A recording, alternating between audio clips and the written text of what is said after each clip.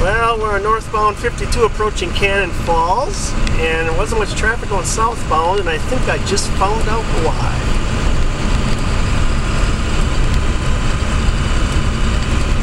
Couple jackknife semi. Glare ice over there, I'm sure, like it is here. Yeah. This is backed up. Looks like for a long frickin' ways, man. Oh, Jesus. I just got done with a 2-hour delay between Zumbrota and Pine Island going north. It's been good since, but I'll bet these guys are backed up for a couple miles like I was back there.